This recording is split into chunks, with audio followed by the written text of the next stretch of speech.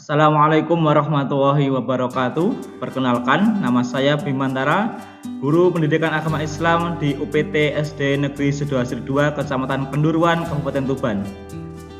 Saya akan membagikan video pembelajaran tentang materi Pendidikan Agama Islam kelas 5 bab 4, yaitu tentang hidup lapang dengan berbagi, zakat, infak, sedekah, dan hadiah. Mari kita sama-sama simak videonya. Tujuan pembelajaran: yang pertama, peserta didik diharapkan mampu menjelaskan makna zakat, infak, sedekah, dan hadiah dengan benar. Yang kedua, peserta didik dapat membedakan makna zakat, infak, sedekah, dan hadiah dengan benar.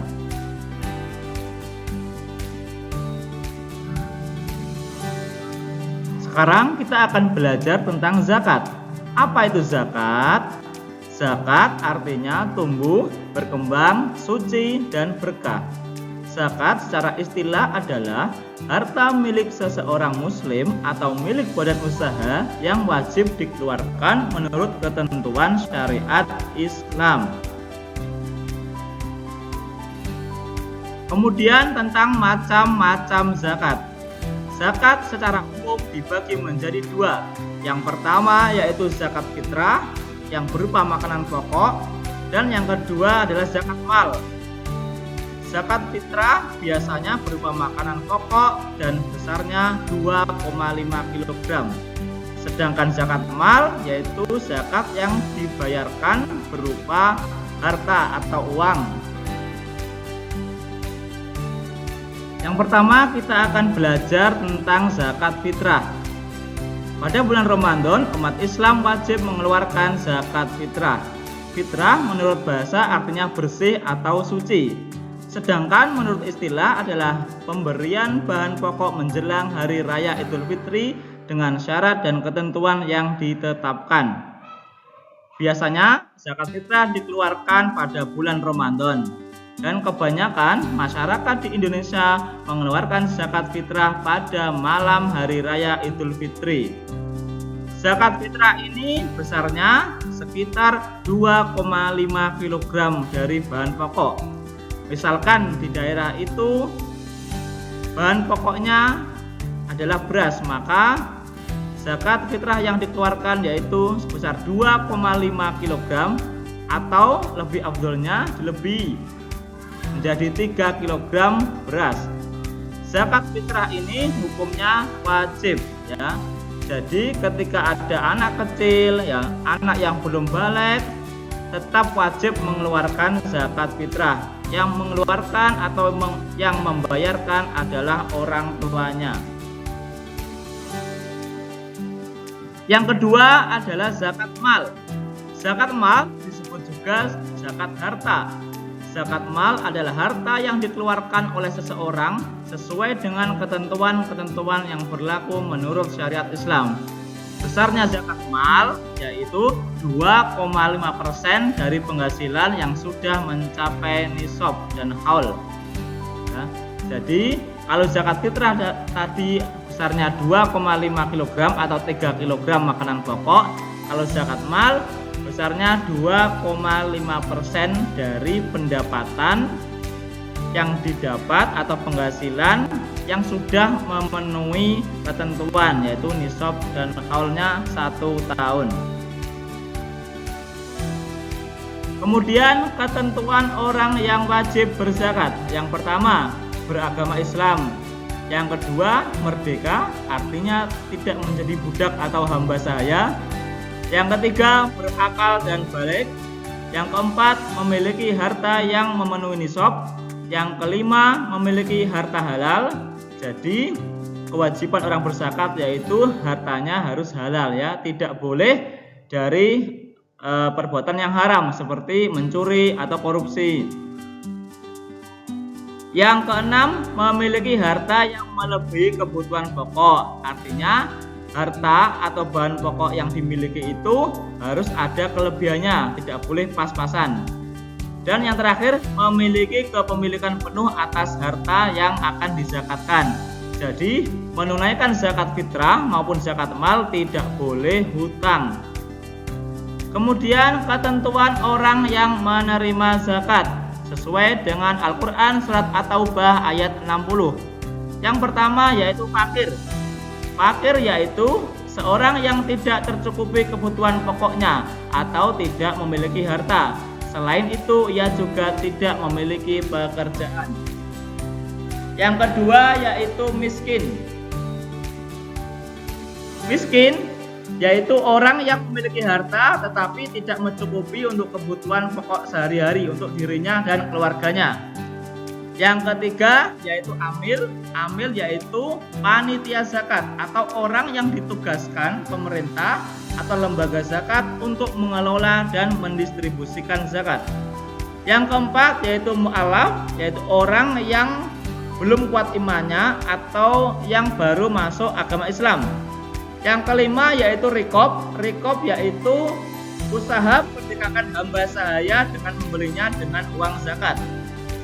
Yang keenam yaitu gorim. Gorim yaitu orang yang mempunyai hutang yang banyak dan tidak dapat lepas dari hutang tersebut kecuali bantuan orang lain. Yang ketujuh yaitu ibnu sabil, yaitu orang yang sedang dan akan melakukan perjalanan dengan tujuan untuk kebaikan, tetapi kekurangan bekal atau biaya dalam perjalanan tersebut. Kemudian yang terakhir yaitu sabilillah, yaitu sekelompok orang atau seseorang yang berjuang untuk syiar di jalan Allah dan agama Islam. Sekarang kita akan belajar tentang infak. Infak berasal dari kata nafaqah yang artinya nafkah. Infak dari badan usaha untuk kepentingan dan kemaslahatan umum. Infak merupakan perbuatan baik yang diperintahkan oleh Allah dan Rasul-Nya untuk dilaksanakan oleh hambanya.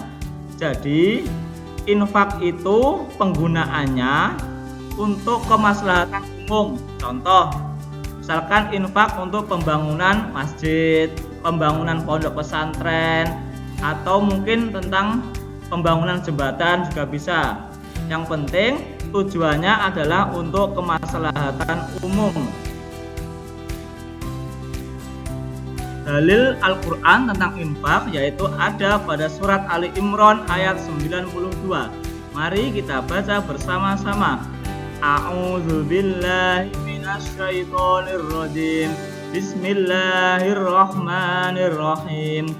Lan tanalul birra hatta tunfiqu mimma tuhibbun wa ma tunfiqu min syai'in fa innallaha bihi alim. Artinya, kamu tidak akan memperoleh kebajikan sebelum kamu menginfakkan sebagian harta yang kamu cintai, dan apapun yang kamu infakkan tentang hal itu, sungguh Allah Maha mengetahui. Jadi, di dalam surat Ali Imran ayat 92 ini kita dianjurkan untuk menginfakkan sebagian harta kita untuk kemaslahatan umum. Sekarang kita masuk materi sedekah. Sedekah berasal dari kata sodaqah yang artinya benar. Secara istilah, sedekah adalah penyerahan suatu benda dari seorang muslim tanpa dibatasi waktu dan jumlah tertentu untuk kebaikan dan semata mengharap ridho Allah. Jadi bedanya dengan zakat, sedekah ini dilaksanakan tanpa dibatasi waktu, artinya tidak harus di bulan Ramadan. Jadi kapan saja dan kepada siapapun boleh.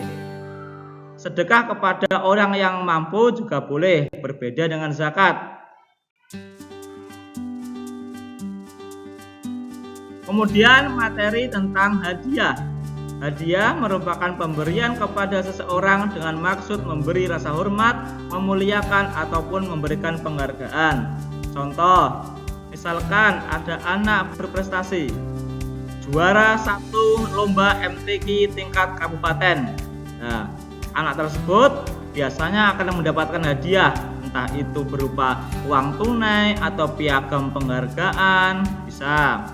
Kemudian ada lagi lomba sepak bola dan mendapatkan juara 1. Nah, biasanya Bapak Ibu guru akan memberikan hadiah berupa piala atau mungkin uang tunai.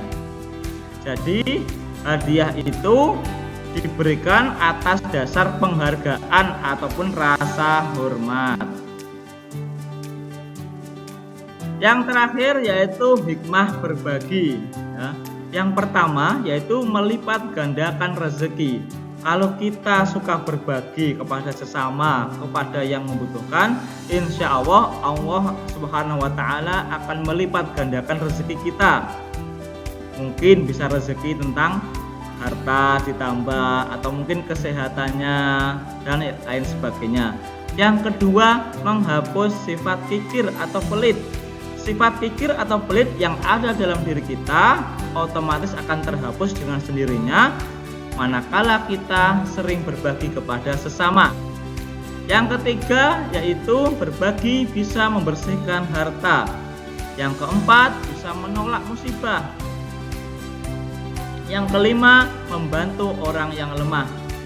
Alhamdulillah kita bisa bersyukur apabila kita melihat mungkin ada tetangga kita yang kesusahan, yang terkena musibah, okay?